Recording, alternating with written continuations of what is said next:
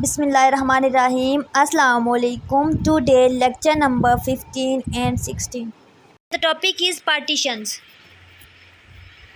अच्छा, पार्टीशन आपको नाम से ही पता चल गया होगा कि पार्टीशन का मतलब होता है पार्ट्स बनाना। अगर आपके पास कोई भी चीज़ है, ठीक है, उसके छोटे छोटे टुकड़े करना, उसको कहते हैं पार्टीशन।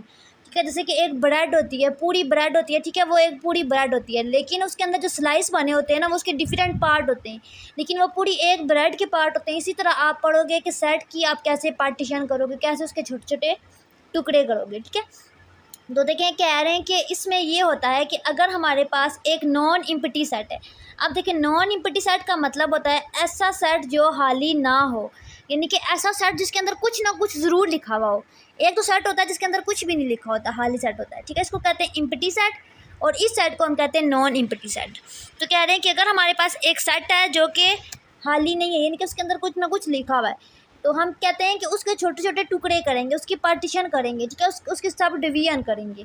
ठीक है, तो देखें, कह रहे हैं कि अगर हम इस तरह से एक सेट था ना एस, ठीक है, उसकी पार्टीशन किया पी से, PA1 से। ठीक है, डिफरेंट पार्टीशन किया A1 A2 A1। ठीक है, तो कह रहे हैं कि एक PA1 की है, तो हम कैसे, इसकी क्या कंडीशन है, ये आगे आप एग्जांपल से करोगे तो आपको अच्छे से समझ आएगा। ठीक है, यहाँ पे देखिए, कह रहे हैं कि अगर एक सेट है एस और उसके अंदर एक ए एलिमेंट मौजूद है जो कि बिलोंग कर रहा है एस से, यानी कि ये एक सेट है ना, उसके अंदर एलिमेंट है डिफरेंट, तो कह रहे हैं ए बिलोंग कर रहा है, यानी कि ए उस सेट के अंदर मौजूद है, इसका ये मतलब है। ठीक है, तो कह रहे हैं कि अगर हमारे पास ए आर म्यूचुअली डिसजॉइंट, यानी कि अगर हमने दो टुकड़े किए हैं, तीन किए, जैसे ए आई किया, ठीक है, ए किया ए जे, ये आपस में इक्वल नहीं है।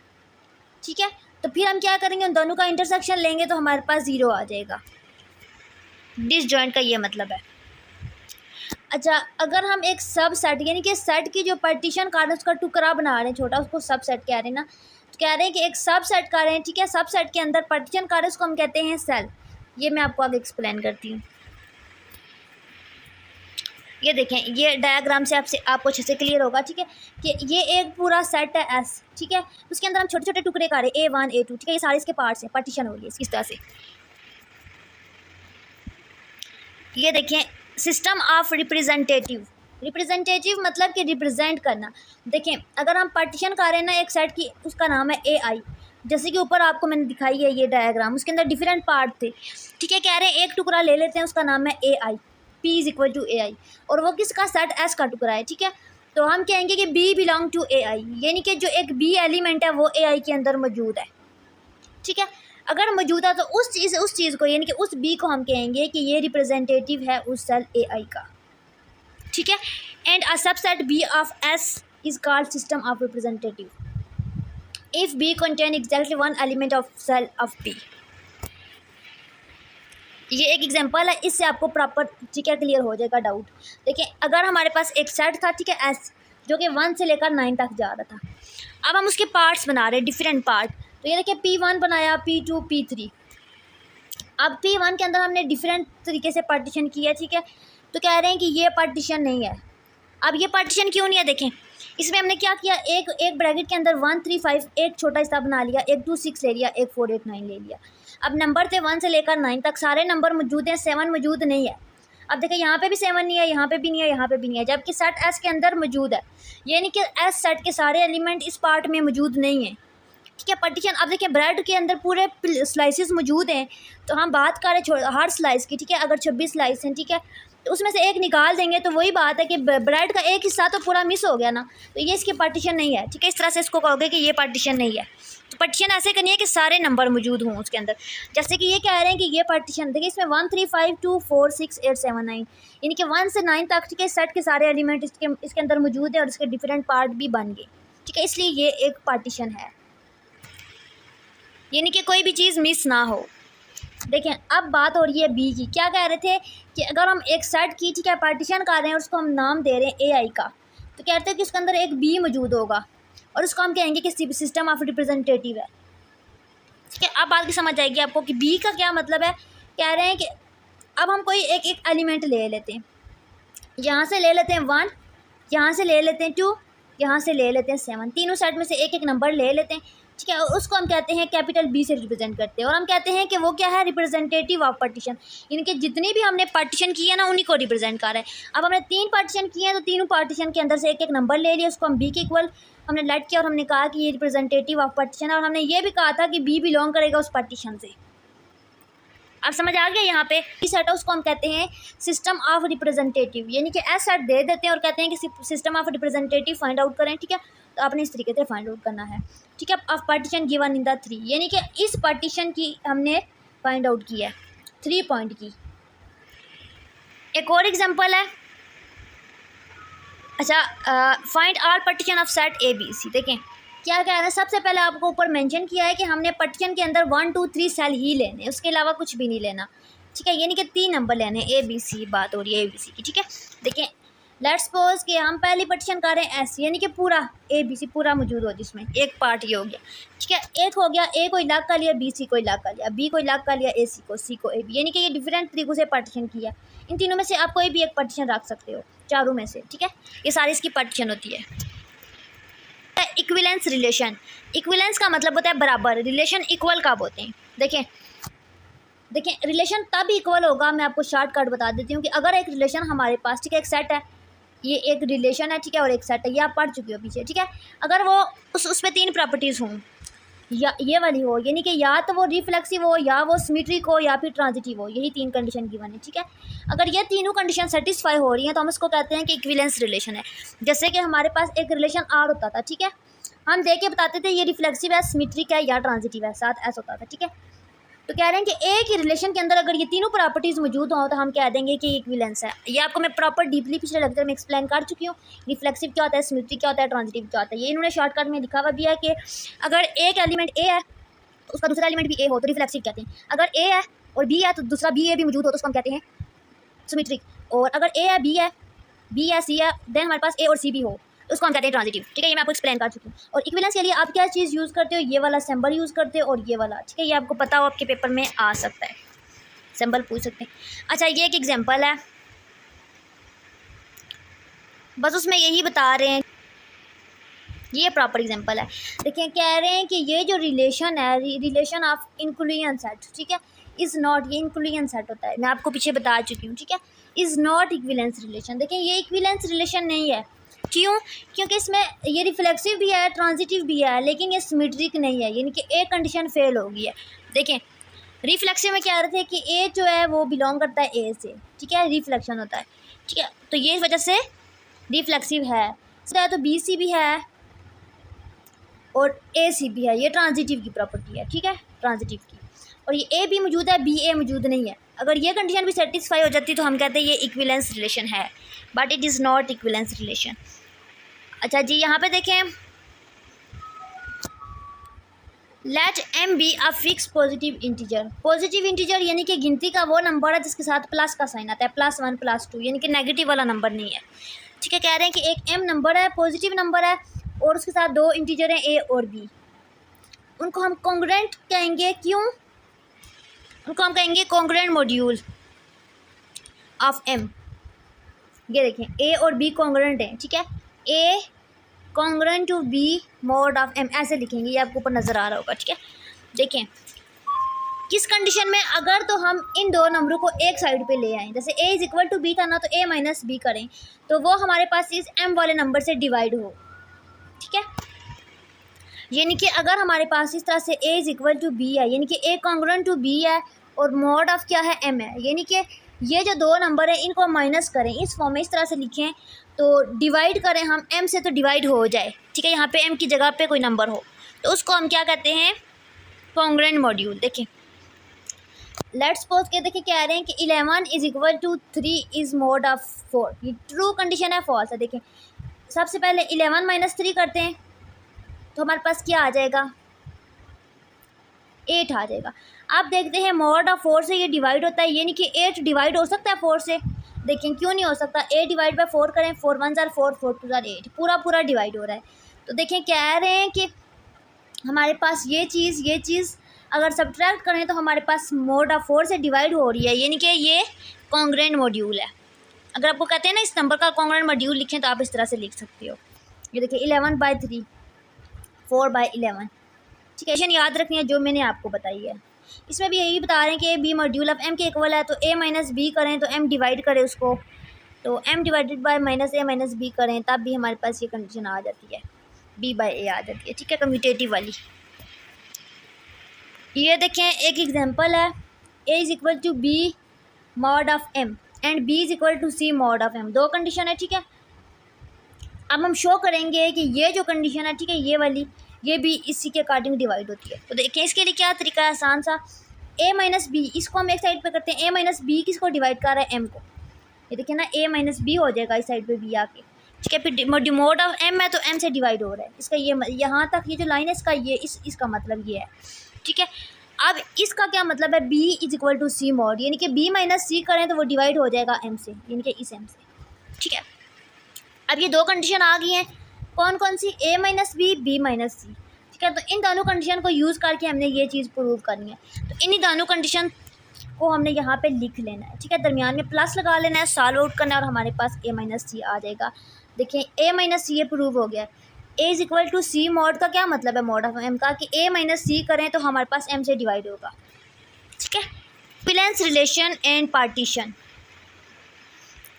And question set. देखें एक अगर हमारे पास एक सेट है ना एस, ठीक है, उसका रिलेशन है आर, ठीक है, उसके अंदर एक एलिमेंट है, ठीक है, ये ए, उसको हम इस तरह से लिखते हैं, उसको हम क्या कहते हैं, सेल, ये देखिए सेल कहते हैं उसको। ठीक है, अब इसको हम लोगों ने कैसे सॉल्व करना है ये मैं आपको आगे एग्जांपल से समझाऊंगी। उसको हम कहते हैं सेल, और उसकी जब हम कलेक्शन करते हैं सच इक्विवेलेंस क्लासेस की, उसको हम कहते हैं एस बाय आर। ठीक है, उसको हम कहते हैं quotient set of S by are.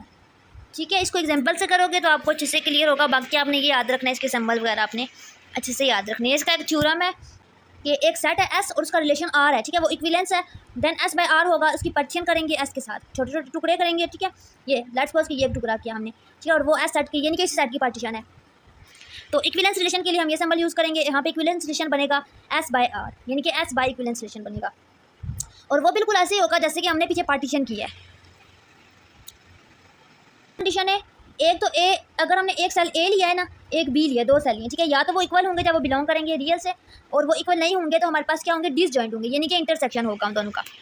इसी चीज़ की एग्जांपल है सेल वाले टॉपिक की। ठीक है, देखें हमारे पास एक रिलेशन है आर और एक सेट है ये। ठीक है, सबसे पहले हमने कह रहे हैं कि ऑब्जर्व किया कि ये जो रिलेशन है ये इक्विवेलेंस है, कैसे, इसमें ट्रांजिटिव भी है, सिमेट्रिक भी है और रिफ्लेक्सिव भी है। ये देखें सेम सेम मौजूद है, यानी कि ये रिफ्लेक्सिव है, इसमें 1 3 मौजूद है तो 3 1 भी मौजूद है, यानी कि ये सिमेट्रिक है।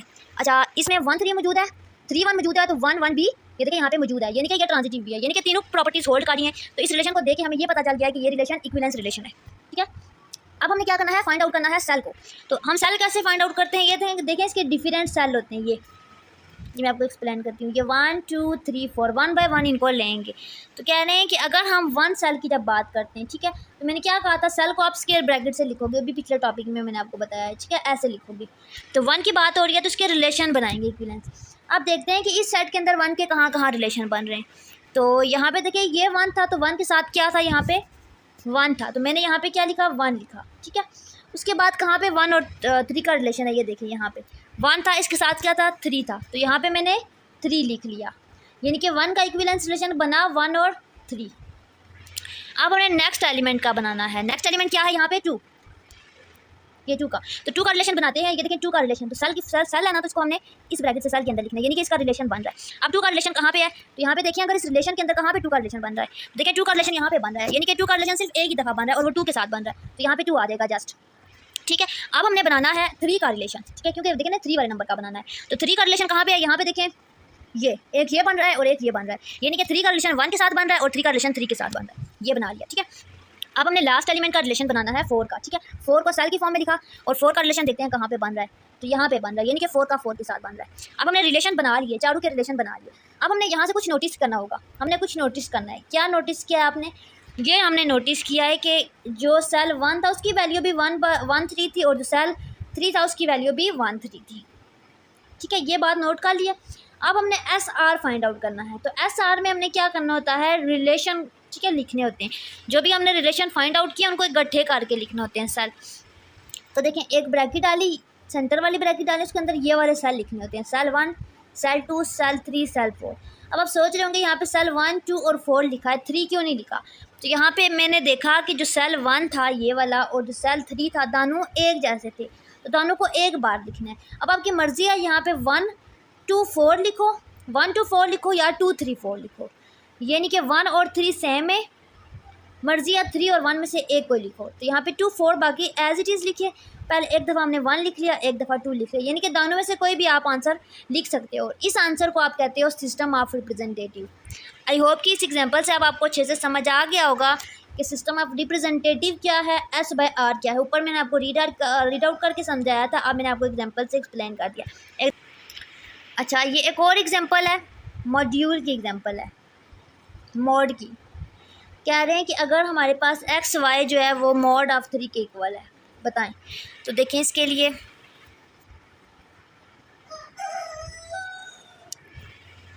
यानी कि अगर हम x माइनस वाई करें तो वो डिवाइड होगा 3 से, यानी कि इस चीज़ से डिवाइड होगा, ये कहना चाह रहे हैं, इस लाइन का ये मतलब है। तो कह रहे हैं कि ऐसे कौन से नंबर हैं, देखें ऐसे कौन से नंबर हैं जिनको हम लें तो हमारे पास मॉड ऑफ 3 आ जाएगा।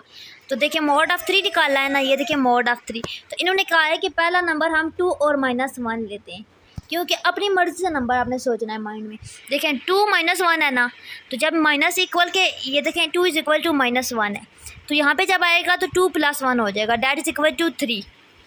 ठीक है, अब देखते हैं क्या जो आंसर आया है वो इस मॉड ऑफ 3 जो लिखा हुआ है इससे डिवाइड हो रहा है।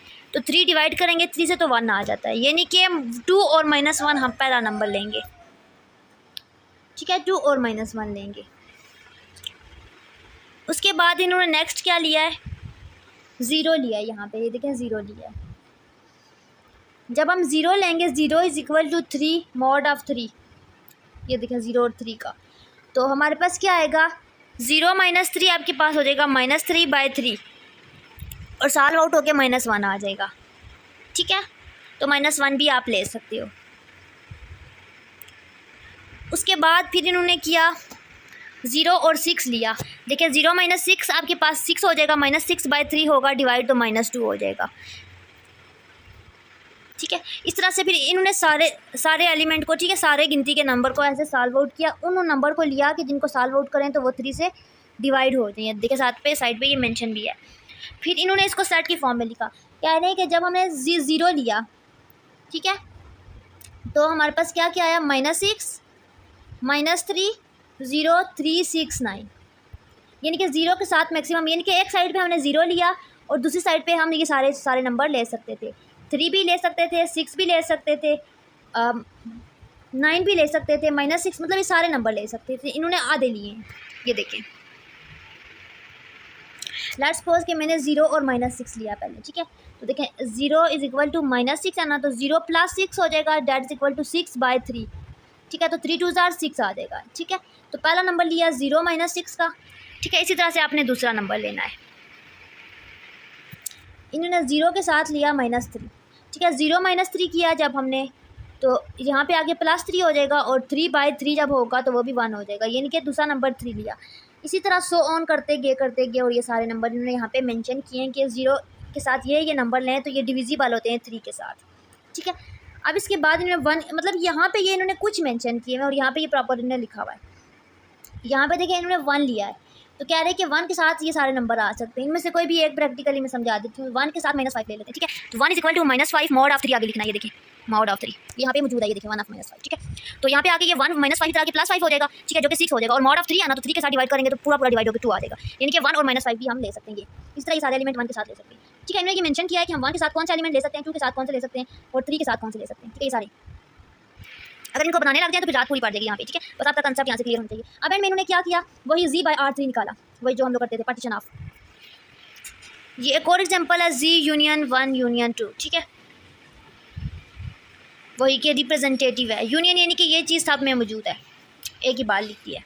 तो यहाँ पे आज का लेक्चर एंड हो गया। होप कि ये लेक्चर आपके लिए बेनिफिशियल होगा। मज़ीद कमिंग वीडियोस के लिए, नेक्स्ट लेक्चर के लिए चैनल के साथ इन टच रहें और चैनल को सब्सक्राइब करें, और वीडियो पसंद आए तो अच्छा सा कमेंट करें, दुआ में याद रखें। अल्लाह हाफ़िज़।